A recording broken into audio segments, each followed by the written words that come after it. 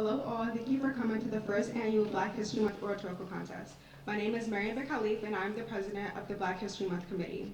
Before I start the introduction, I would like to thank the art committee and the art students for making the art show possible. The journey since we began planning this event in late April of last year has been long and strenuous. None of this would be possible without the dedicated members, the creative and consistent teacher coaches, faculty involvement, and our talented participants. I am deeply grateful to play a part in leading this event before the conclusion of my senior year here at Penncrest. I hope all of you enjoy this concert and are as excited as we are to watch the students' work and all faculty involvement unfold on stage. Thank you for being here tonight. My name is Justin Duvac and I'm the Vice President of our Black History Month Committee. As displayed in our program, the craftsmanship of Nikki Giovanni, a renowned African-American poet and activist, has played a direct, significant role in the formation of our participants' work. On February 1st, my co-host and I had the indescribable pleasure of seeing Miss Giovanni perform her work live at the Wilmington Public Library. We hope that the message of maintaining resistance and activism amongst the youth in productive, thoughtful ways, which Giovanni emphasized to the crowd that night, rings true in the work of our students that is shown here. Now, we welcome our principal, Mr. Roth, to the stage in order to give his opening remarks.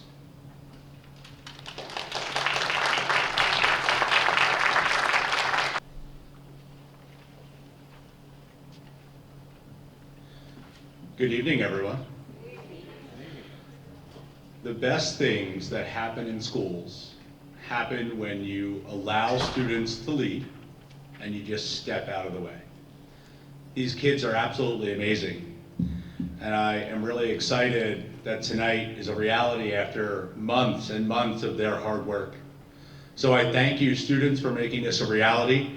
And even though he would give the kids all the credit, I also have to thank Mr. Samuel Evans, assistant principal, for helping to guide them through this process.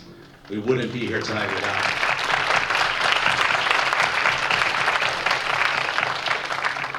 So tonight should be a great celebration. It's a great reason to come together.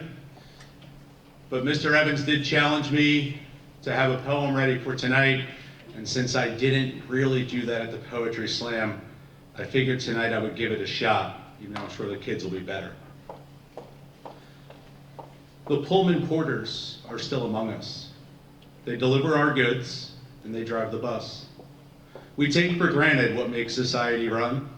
They often work quietly and make it look fun. But if we look close, what do we see in their eyes? That their focus is beyond us, searching for a prize. A prize that was promised when they came to this nation, whether by force or by choice, even illegal immigration. They come in all races, all sizes, all genders, and they often wear the uniform and are our nation's defenders. But when the uniform comes off, we forget them too often, for it is then that our resolve sometimes seems to soften. So when we go to a game and the flag is unfurled, remember we come from all over this world. That flag always helps bring me to my feet, but it promised to Rosa she could stay in her seat. Thank you for being here tonight. It's going to be a great night.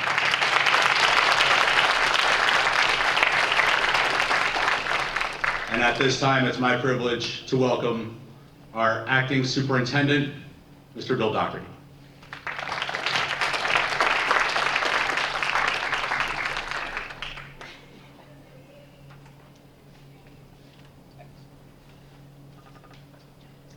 All right, I'm going to attempt to read my own writing. Not as easy as it used to be.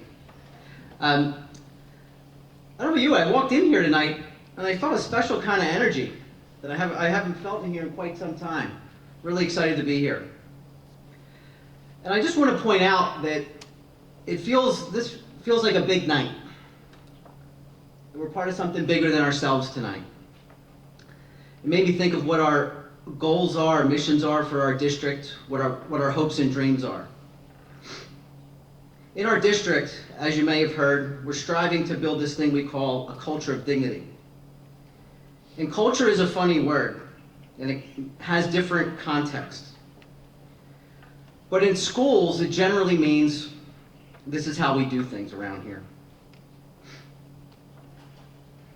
So this thing called dignity, this culture of dignity, is now officially listed in our educational equity policy.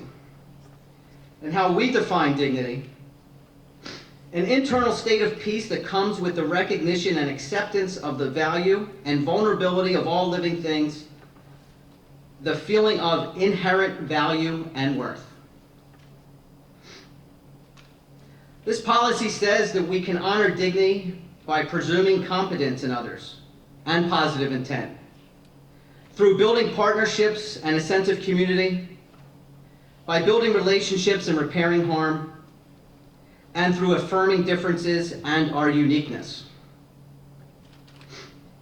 But as we all know, these are just words. Our policies are just words. But what we have tonight, this evening, is literally dignity in action. To the students that are participating tonight and put this together, to the families that support them, to all the teachers, Mr. Evans, Mr. Roth, our board of directors, please know that all of our efforts here are lifting all of us in a culture of dignity in Roche Media School District. I can't wait for the rest of the presentation tonight. Thank you.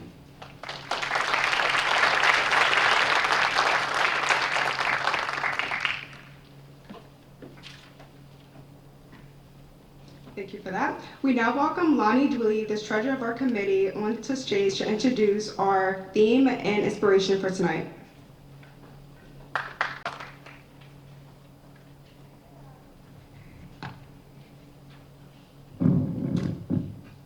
Good evening. My name is Lonnie Dooley, and I'm a member of our Black History Month committee. In order to give our participants inspiration and structure for their pieces of work, the committee selected a theme based on one individual poem for the students to follow. After careful consideration, we selected Rosa Parks by Nikki Giovanni. Rosa Parks by Nikki Giovanni is a poem about activism and the importance of remembering important moments in African American history. Specifically, the poem shines a spotlight on the actions of the Pullman Porters, whose involvement in the civil rights movement forever changed history. It was their actions that led to the chain of events inspired by Rosa Parks to refuse to give up her bus seat. This in turn fanned the flames of the civil rights movement and inspired others to stand up against injustice. Based off this poem, the first annual PHS Black History Month Oratorical Contest participants wrote their own rendition of Rosa Parks. More specifically, participants captured the spirit of activism conveyed by Giovanni and Rosa Parks by identifying the modern Pullman Porters and how their actions ignited change and inspired someone to stand up against injustice. Now, our committee member, Rita, will recite the original version of the poem.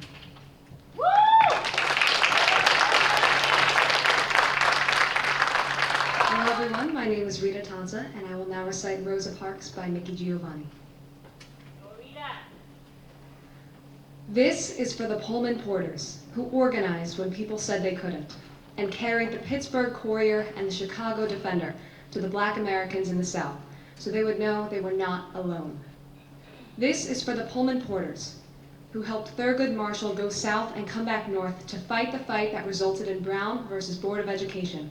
Because even though Kansas is west, and even though Topeka is the birthplace of Gwendolyn Brooks, who wrote the powerful, the Chicago Defender sends a man to Little Rock. It was the Pullman Porters who whispered to the traveling men, both the bluesmen and the racemen, so that they both would know what was going on. This is for the Pullman Porters, who smiled as if they were happy and laughed like they were tickled when some folks were around, and who silently rejoiced in 1954 when the Supreme Court announced its 0-9 decision that separate is inherently unequal. This is for the Pullman Porters, who smiled and welcomed a 14-year-old boy onto their train in 1955. They noticed his slight limp that he tried to disguise with a doo-wop walk. They noticed his stutter and probably understood why his mother wanted him out of Chicago during the summer. When school was out, 14-year-old black boys with limps and stutters are apt to try to prove themselves in dangerous ways when mothers aren't around to look after them. So this is for the Pullman Porters, who looked over that 14-year-old while the train rolled the reverse of the Blues Highway from Chicago to St. Louis to Memphis to Mississippi. This is for the men who kept him safe. And if Emmett Till had been able to stay on a train all summer, he would have maybe grown a bit of a paunch, certainly lost his hair, probably have worn bifocals and bounced his grandchildren on his knee, telling them about the summer riding the rails. But he had to get off the train and ended up in Money, Mississippi, and was horribly, brutally, inexcusably, and unacceptably murdered. This is for the Pullman porters who, when the sheriff was trying to get the body secretly buried, got Emmett's body on the northbound train, got his body home to Chicago, where his mother said, "I want the world to see what they did to my boy." And this is for all the mothers who cried, and this is for all the people who said never again. And this is about Rosa Parks, whose feet were not so tired. It had been, after all, an ordinary day, until the bus driver gave her the opportunity to make history. This is about Mrs. Rosa Parks from Tuskegee, Alabama, who is also the field secretary of the NAACP. This is about the moment Rosa Parks shouldered her cross, put her worldly goods aside, and was willing to sacrifice her life so that that young man in Money, Mississippi, who had been so well protected by the Pullman porters, would not have died in vain. When Mrs. Parks said no, a passionate movement was begun. No longer would there be a reliance on the law. There was a higher law. When Mrs. Parks brought that light of hers to expose the evil of the system, the sun came and rested on her shoulders, bringing the heat and the light of truth. Others would follow Mrs. Parks. 4 young men in Greensboro, North Carolina, would also say no. Great voices would be raised, singing the praises of God and exhorting us to forgive those who trespass against us. But it was the Pullman porters who safely got Emmett to his granduncle, and it was Mrs. Rosa Parks who could not stand that death. And in not being able to stand it, she sat back down. Thank you.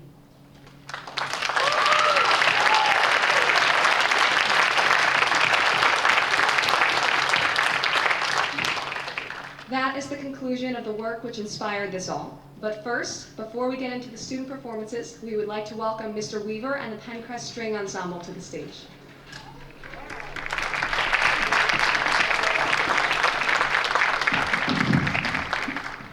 We are the Penncrest High School String Ensemble, and we are honored to be here tonight to be able to perform at what is not only a contest, but certainly also a celebration.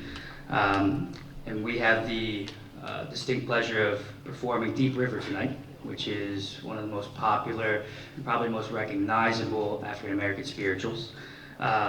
Although that we do realize that most spirituals were first sung in fields of injustices, the first printing of Deep River happened to be in 1867, and then later, in 1917, a man by the name of Harry Burleigh came along to put it in print. And the way that he first printed it was for piano and then a vocalist. He himself was a vocalist. He was a very well-known baritone singer, as long as a composer and a fine teacher himself. And one of his missions was to bring to light African American music to the classical world. So he spent a lot of his life arranging certain spirituals for classical performers and to bringing them to light and to greater light. He also, incredibly, met Antonin Dvorak. And Dvorak is one of the most famous European composers of the 19th century. And what was so incredible about the meeting was that Dvorak said that surely that African American music has to be one of the finest roots of music in America, and very much influenced many of his pieces, including his incredibly popular string quartet called the American String Quartet. But without further ado, we hope that you enjoy our rendition of Deep River.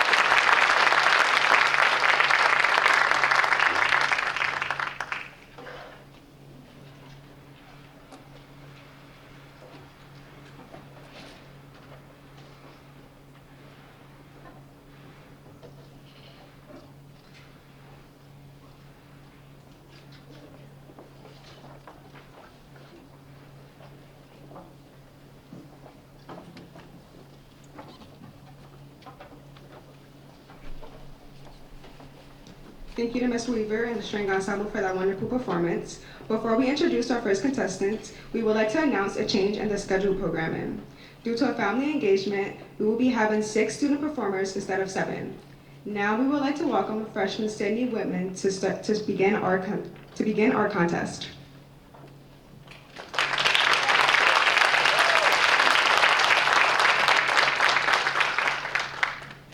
Hi, I'm Sydney, and I'm going to be performing my rendition of Rosa Parks. Mama told me, child, don't be scared of nothing, for your ancestors paved the way for everything. You sit wherever you want on that big yellow bus, for your Auntie Rosa paved the way for all of us. Feel like sitting down in front of that SEPTA? Go right ahead if that makes you feel better. Did you hear Auntie Rosa took big jail? Girl, she paved the way, so don't you ever fail. You know what else I also remember? Mama speaking about one Auntie Zora.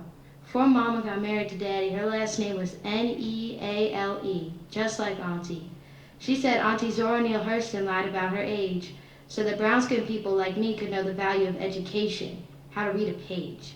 Man is not the only one to write. Women write too. They even fight. Auntie Zora paved the way not only for you, but for Auntie Maya Angelou too. At a young age, trials endeavored her to become a mute, the first black woman trolley driver. She was so very astute. Mama said she followed in the footsteps of Auntie Zora, a writer of remarkable books, poet, and even a professor. You too can be on stage reading for the president, she said. The paving of way was so evident. Mama always said life is a revolving door. When one answer's dead, another one is ready to roar. Come here, child. What's this young girl's name again? Oh, yes, Amanda Gorman. She said the inaugural poem for this new Mr. President. Ooh, child, about paving the way, Auntie Maya sure did leave an indent on her. Cousin Amanda told me I only need my approval. And I am a woman just like Auntie Maya and just like her. And like dust, I too will rise. I am thankful for my ancestors, Auntie Zora, Auntie Rosa, Auntie Maya, and Cousin Amanda. And of course, my mama. You know she paved the way too? So ethnic kids could celebrate cultures any day. Just like our ancestors, Mama too will go down in history. You don't believe me? Go read the policy. Thank you.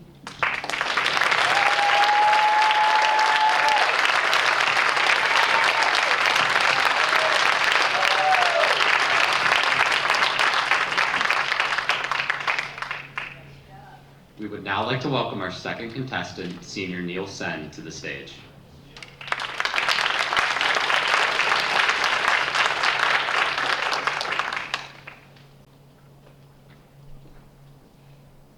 Hi, my name's Neil Sen, and I'll be performing my poem, inspired by Rosa Parks by Nikki Giovanni. Receiving 1 Grammy is a lifetime achievement. Receiving 8 is a musical phenomenon. Inspiring 1 is a privilege, but inspiring millions is a cultural shift. Phenomenons and shifts, though channeled through one vessel, are the results of the efforts of thousands. One pivotal night in 1987, a unique vessel was forged in the furnace of the Apollo Theater. Cast in the same fire as Sammy Davis Jr. and James Brown, the fire of public opinion. A beaming girl walks onto the stage, her hoop earrings glimmering as brightly as her confidence. A piano from the back starts playing, but her first singing note comes out flat. Boos entered the hall as quickly as she had, drowning out the mic. She stayed afloat, however. Her earrings refused to stop shimmering. As her song progressed, she invited the audience onto her ark, saving them from the flood of disdain, converting them to appreciators. This is for the audience in the Apollo Theater that night, for had they not shown that girl how to weather the ruthless storm of the music industry, a musical phenomenon would have been lost. A culture shifter would have drowned in the scorn. Millions of us would not have been educated by the miseducation of Lauryn Hill. This is for Lauryn Hill, who on that fateful night decided to inspire us all. Thank you. Thank you.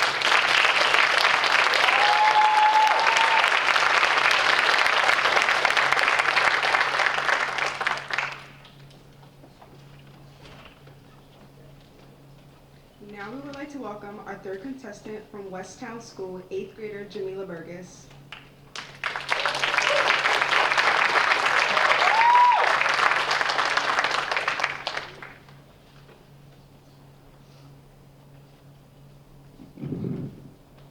Hey, I'm Jamila Burgos, and I will be reciting my rendition of Rosa Parks. You've heard this story before.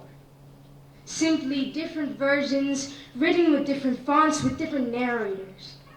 Too many times to count on one single hand. Breonna Taylor, George Floyd, Tyree Nichols, and so many more. Manuel Ellis, Andre Hill, Dante Wright. But this one is different. Because this one changed history. So let me begin. Words thrown, gun in hand, trigger pulled, a bleeding boy pleading for a life ripped away in mere moments. With a man standing above claiming self-defense. Ain't that what they all say though? So this is for him, Trayvon Martin, a boy who wished to fly over the sky as a pilot and loved equations. Yes, math ones.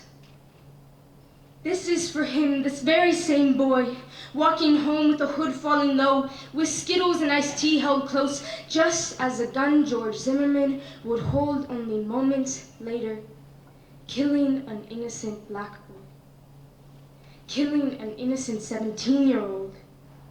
I'll pray and pray for him to live once again, yet one death did more than years full of repeated yells ever did.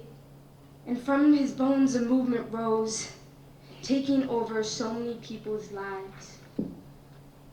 This is for them.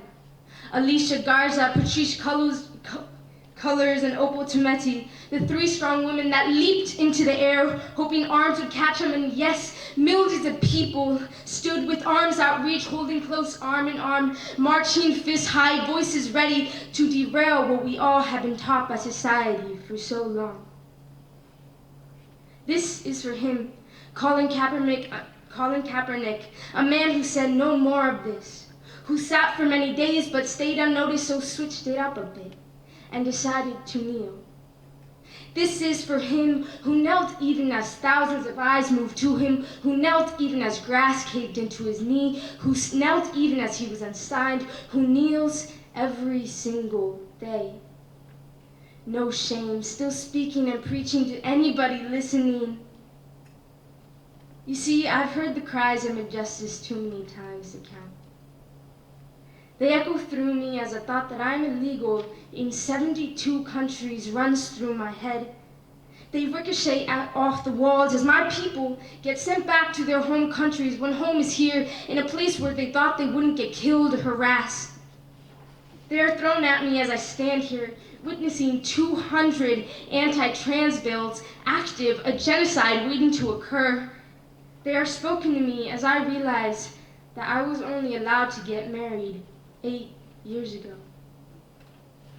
After years of injustice, this earth is still not safe for people of color, disabled, trans, gay, etc. to walk on without watching their every step. And I act as if I'm not a grenade about to explode. But I give up because I am angry. I'm angry that just a couple weeks ago, another young black boy died with people turning heads as if he wasn't just another human being. I'm angry that every black mother worries at night, never knowing if their child will come home safely with blood spilling from heads and hands. I am angry that black families need to teach 5-year-olds how to act in a car in case pulled over by a cop because you never know. I'm angry that we don't get fazed anymore when watching a black person get killed on TV, but when a white one does, oh, then all the attention is there. I am angry that we don't call it murder when a black person gets killed, but when a white one does, oh, straight to prison they go. I am angry. Do you not hear their screams of lungs deflating? Do you not hear or see their bodies lining our streets? I am angry.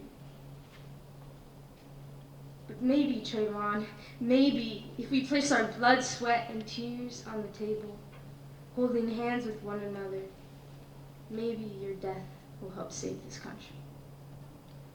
Thank you.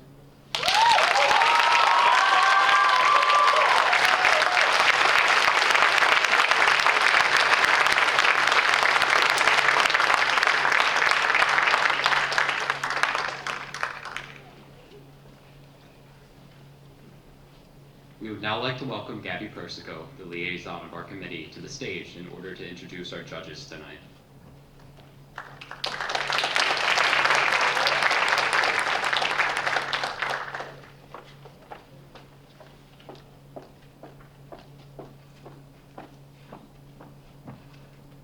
Hello all, my name is Gabby Persico and I'm a member of our Black History Month committee.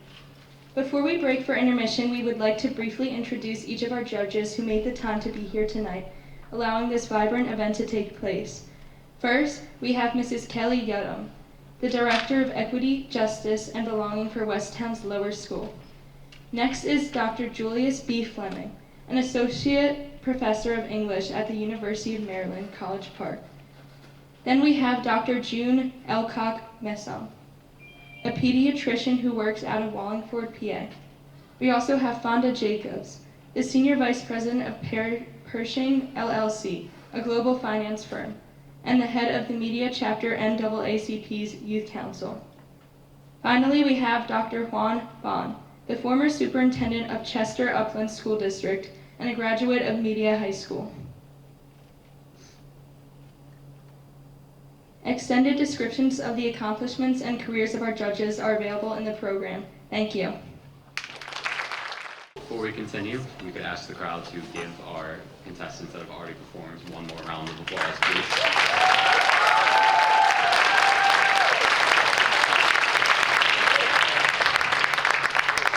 And now, without further ado, we would like to welcome Senior Malachi Rothko to the stage in order to continue our first annual Black History Month Oratorical Contest. Thank you.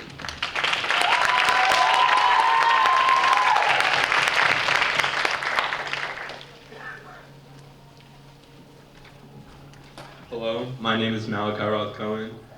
My poem is titled These Days, inspired by Nikki Giovanni's Rosa Parks. I wake up in the morning, hands dry. I go to sleep, dreams vast. I look on the news, blood, blue. Blood on his hands. Blood on all my earth tone brothers. Blood on the earth, our mother.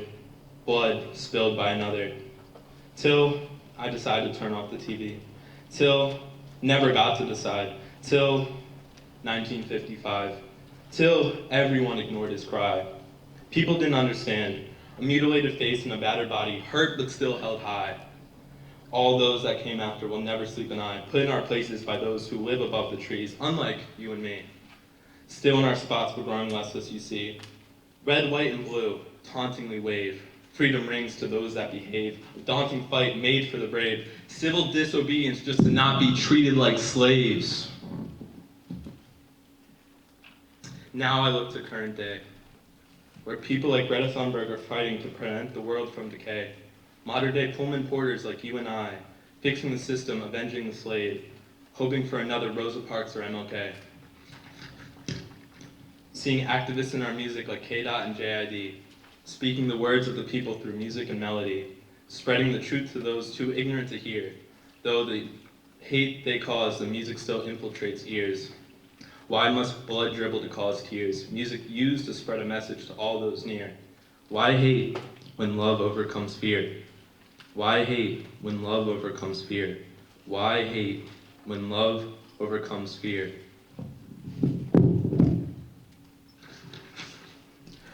Now give your attention here.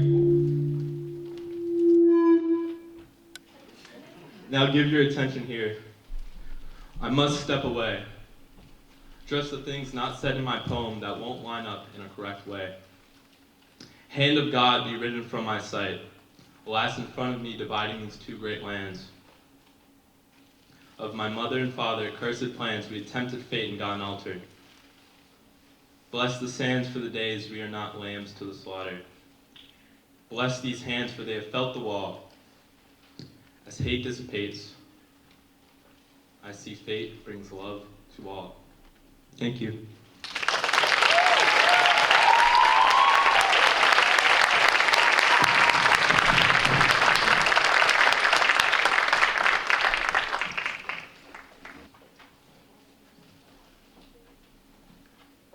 We're going to give the judges a few minutes before we introduce our next contestant.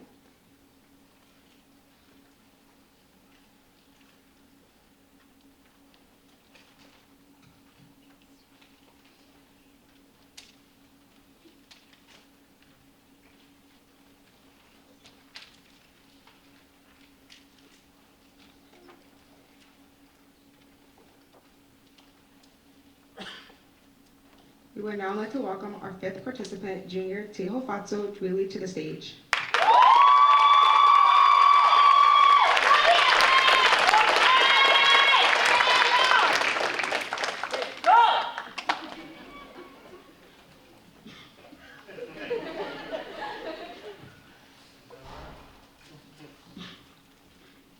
Hello, my name is Tehofatso Dwili, and this is my rendition of Rosa Parks by Nikki Giovanni. I am not the next anything. I am just me. Not the first either, as there are many others who have done just the same long ago. Like Etta James to Beyonce, Madam C.J. Walker to Rihanna, Langston Hughes to me. Those who walked so they could run. Lit the match so the spark in me might blossom into an inferno, one that roars the hopes and dreams my predecessors had for me, who nearly chokes on the beams, illuminating her words. Two sides like a coin, hesitation to join, to become something. What will I do? Who will I be? Breonna Taylor, Emmett Till. Angela Bassett or Barack Obama. Who do I want to be? Will I be so lucky as to have the freedom of my own discretion? My goals and ambitions, the fuel and ammunition, steadily propelling me to an inevitable collision with my future. Resting solely upon my shoulders, Martin Luther King, Rosa Parks, Roy Wilkins, Kamala Harris, and all those who are an inspiration. Those who walked so I could run. Thank you.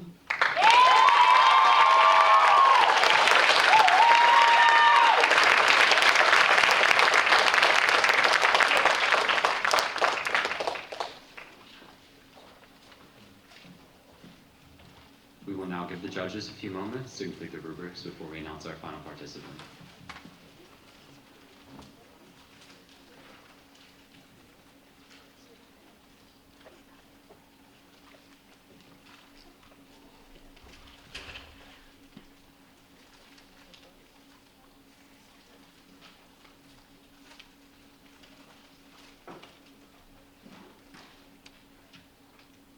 We would now like to welcome our final participant, sophomore Shalin Gamble-Sarfo, to the stage.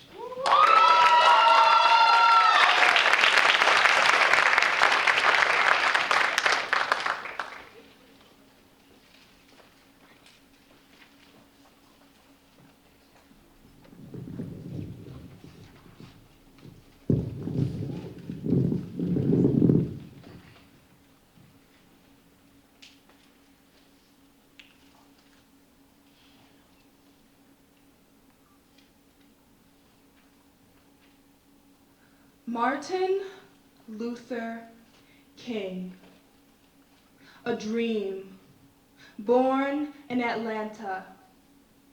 He was an American Baptist leader, activist, a man with a voice that could captivate a room, whose dreams and aspirations inspired change among many. Washington, Dublin, Memphis, Chicago. He used his voice for a purpose, to be heard. The other America, his speeches focused on the divide between the wealthy, or through the three evils of society. Speeches where he connected the ties between American racism, American poverty, and American war. He laid the foundation for change. Maya Angelou, King's contemporary, pushed for her version of America, free from racial and social divides. A mother. A single mother coming to terms with her power and her dreams. Through poetry, she wrote to inspire, to stir hearts, to elicit and add to the foundation for change.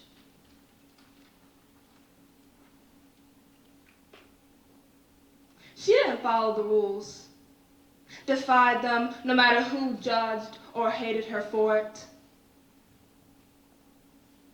Prejudice, racism, discrimination, abuse. Her pain and affliction were necessary to stir the power she held within, standing on the shoulders of giants from before and within her time. Abused. Being sexually abused when she was young, she decided not to use the same voice that got her attackers killed. 6 years. For 6 years, she held the power of her voice in due to fear. Fear of what could happen if she let it all out. Fearful of her power.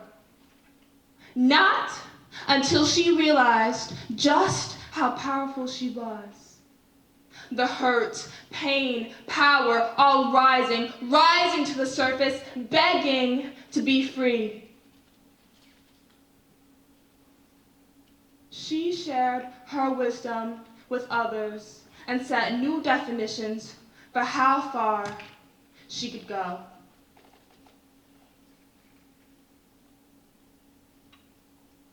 My mother, like so many, continue to drive this dream home, built and strengthened by her adversity. She continued to push on. She pushed on. Through the hurt, the pain, the fear of using her voice, the silence, the hardships, nothing could stop her from using her voice in her way. Like Angelou, King, passing wisdom to her kids. Dreams of using her voice, of using her power, and of using her trauma to help others through theirs. Unique and powerful, she knows that she can make a difference, change people's lives, provide a connection to rise above. Use her voice. Stand up for what's right and love others.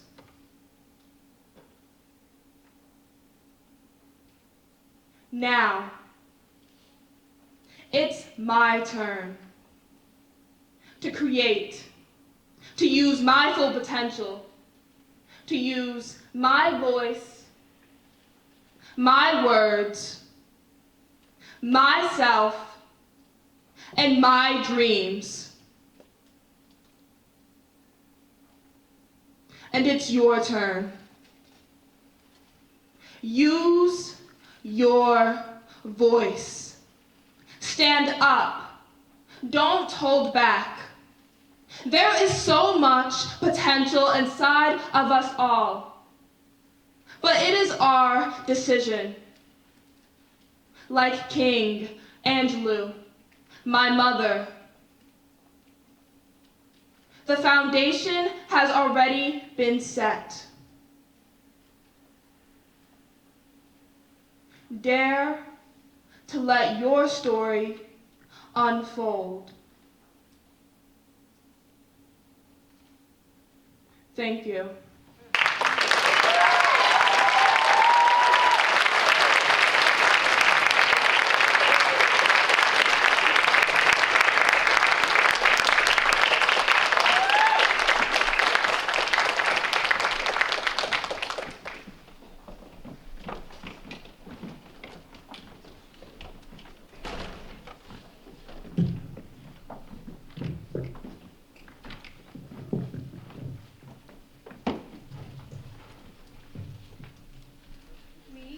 Pastors Choir will be performing Precious Lord tonight.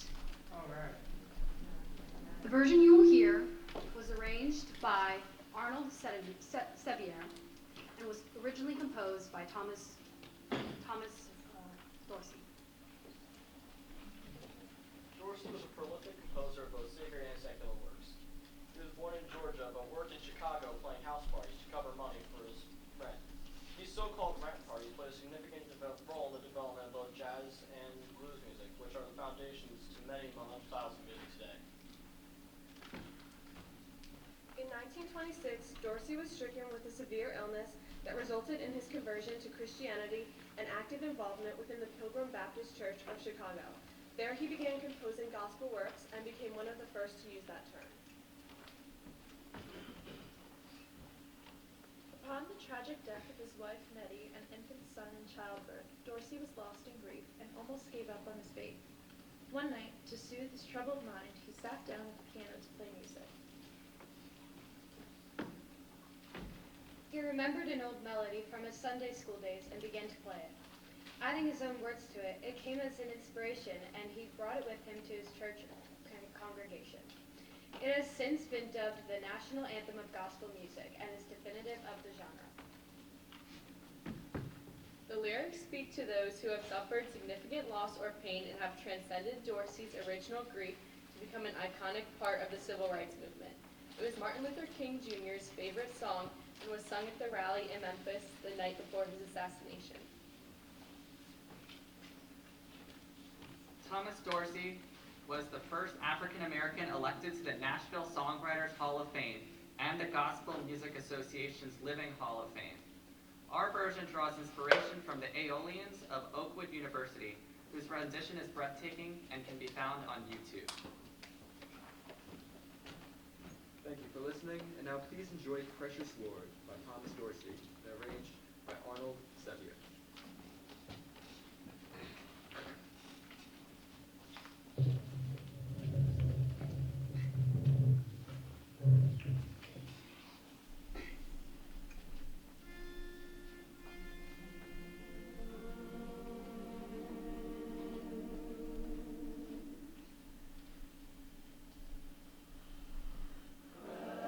Precious Lord, take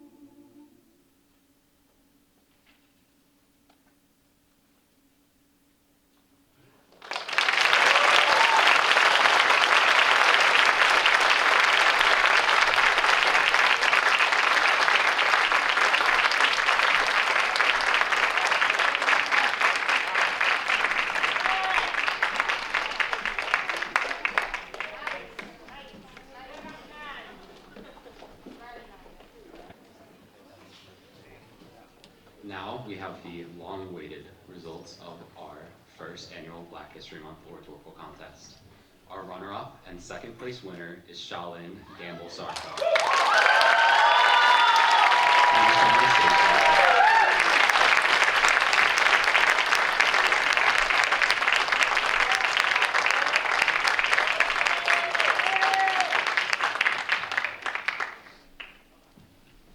Next up, I would like to pronounce our first place winner and our grand prize winner, and that is Jamila Bergeson from West Down School.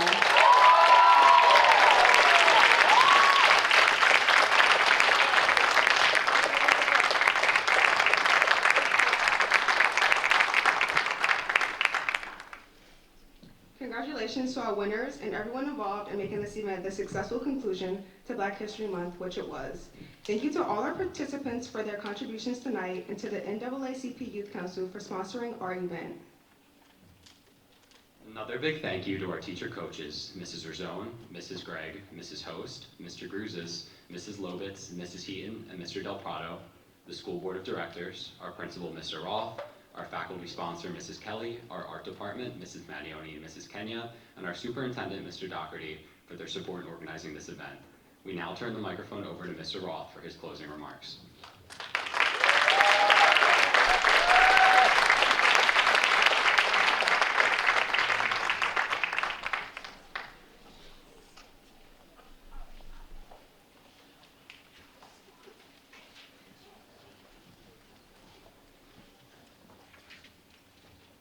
I really don't know if I'm worthy of speaking at this microphone after tonight. I mean, what an amazingly powerful night.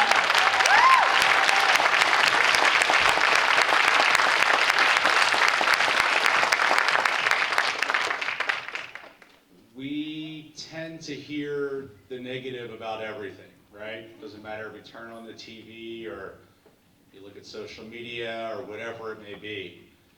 But let tonight just serve as a powerful reminder that the future is bright. Don't let anyone sway you from believing in that. Because as you saw with the young leaders who were on the stage tonight, and I promise you, we've got 1,200 more. The future is bright. I say all the time, it's a privilege to be the principal of this school, and it really is a privilege, because as I said earlier, I could give them my keys tonight and they could run this place better than I could. So I just want to thank each and every one of you for being here. I want to thank everyone who made tonight possible, and I want to thank you for your commitment to the Penncrest community, to this Penncrest family, because we are a family. And tonight, I think, was a powerful example of what happens when we give voice to the students who are going to lead our family as we move forward. So you didn't come here to hear me speak tonight. I'll keep it short. And if you notice, I said my poem before any of them did. So thank you for being here. Thank you for everyone that took part in this. And just thank you for a great, moving evening. And I can't wait to see you here next year. Have a good night.